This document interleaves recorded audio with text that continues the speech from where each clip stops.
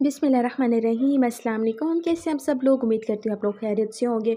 तो यहाँ पर मैं बना रही हूँ बग़ैर आटा गूँदे मसाले वाली टेस्टी रोटी, जिसे बनाना बहुत आसान है और इतना टेस्टी है ना कि आप खाते ही जाएंगे, खाते ही जाएंगे। तो यहाँ पर 1 कटोरी मैंने मैदा लिया है। आप नॉर्मल जो घर में यूज़ होता है वो आटा भी ले सकती हैं। तो अब इसके अंदर मैंने नमक ऐड किया है।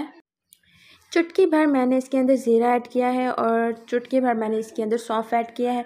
उसके बाद मेरे पास एक अंडा है, मैं वो अंडा ऐड कर रही हूँ और अब मैं इन सारी चीज़ों को अच्छे तरीके से मिक्स करूँगी। लेकिन उससे पहले इसके अंदर थोड़ा सा देसी घी भी ऐड करना है आप लोगों ने। तो अब मैंने इसे हाथों की मदद से अच्छे तरीके से मिक्स कर लेना है। मिक्स करने के बाद आप देख सकते हैं कि बिल्कुल प्रॉपर तरीके से मिक्स हो चुका है। नीम गर्म पानी लिया है मैंने और वो मैंने इसके अंदर ऐड कर दिया है और अब इसी नीम गर्म पानी की मदद से ही मैंने इसे अच्छे तरीके से इसका डो नहीं बनाना, इसका एक मिक्सचर सा बना लेना है। जैसे हम बैटर बनाते हैं केक के लिए, एज इट इज़ वैसे ही हमने इसे बनाना है। और यहाँ पर आप लोग देख सकते हैं कि बिल्कुल केक की तरह रिबन बन रहा है। इट मीन्स कि ये बिल्कुल तैयार है। तो यहाँ पर मेरे पास नॉन स्टिक पैन है और उसे मैंने ग्रीस कर लेना है ऑयल की मदद से। और अब इसके ऊपर मैंने एक ही क्वांटिटी रखनी है और एक ही मैंने जिसे हम चाय बनाते हैं ये लिया है मैंने। और अब मैंने इसके ऊपर फैला देना है इसे अच्छे तरीके से।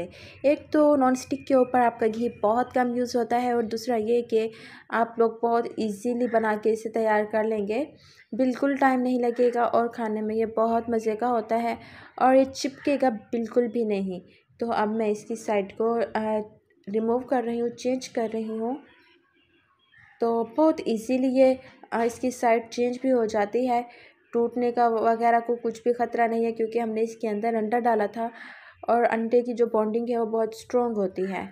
तो यहाँ पर आप लोग देख सकते हैं कि अब मैंने इसे घी लगा लेना है। घी हो आपके पास, देसी घी हो, बटर हो, कुकिंग ऑयल हो, कुछ भी यूज़ कर सकते हैं। सो अब आप लोग देख सकते हैं कि मैंने इसे ग्रीस कर लिया है और बहुत ईज़ी, बहुत थोड़ा सा घी इस्तेमाल हुआ है इस पर। बहुत कम बजट में इतना मज़ेदार और इतने 1 कटोरे से आपके तकरीबन 10 से 11 पराठे बन जाएंगे, इजीली बन जाएंगे।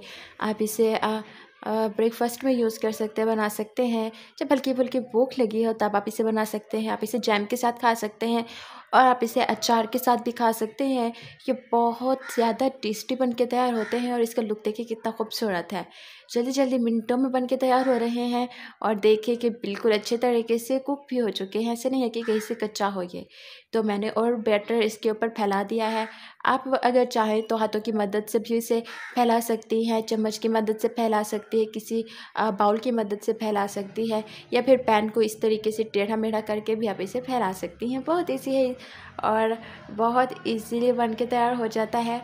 तो यहाँ पर आप लोग देख सकते हैं कि बिल्कुल प्रॉपर तरीके से मैंने इसे फैला दिया है और अब तकरीबन ये भी बन के तैयार हो ही चुका है। और इसका टेक्सचर देखिए, इसका लुक देखिए, बहुत मज़े का है। ना तो बहुत ज़्यादा मोटा बना है ना बहुत ज़्यादा पतला है।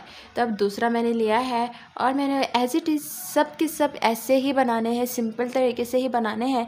क्या करना है, आपने बैटर बनाना है और उसके बाद आपने इसे फैलाते जाना है और ये बनते जाएंगे, वो भी 1 कटोरी मैदे से, बस सिर्फ 1 कटोरी मैदे से ढेर सारे बन के तैयार होंगे। अगर आप कलरफुल कुछ बनाना चाहती हैं तो आप इसमें कलर भी ऐड कर सकती हैं और अगर आप इसे मीठा बनाना चाहते हैं तो आप इसके अंदर चीनी डाल दें। और अगर आप इसे जैम और अचार दोनों के साथ खाना चाहती हैं, एंजॉय करना चाहती हैं, तो आप इसे ऐसे ही बनाएं जैसे मैंने बनाए हैं। तो अगर आप इसके अंदर थोड़ी सी वेजिटेबल्स ऐड कर देंगी तो ये वेजिटेबल वाला पराठा हो जाएगा, वो भी बहुत टेस्टी बन के तैयार होता है और आपको भी बहुत ज़्यादा पसंद आएगा। तो यहाँ पर आप लोग देख सकते हैं कि बिल्कुल प्रॉपर और अच्छे तरीके से ये भी बन रहा है, पक रहा है। सो गाइस, आपको ये वीडियो कैसी लगी? वीडियो पसंद आई हो तो फैमिली के साथ, फ्रेंड्स के साथ ज़रूर शेयर कीजिएगा और अगर चैनल पर नए हैं तो प्लीज़ चैनल को सब्सक्राइब कर दें। Thanks for watching. Please subscribe to my YouTube channel village desi cooking. Thanks for watching.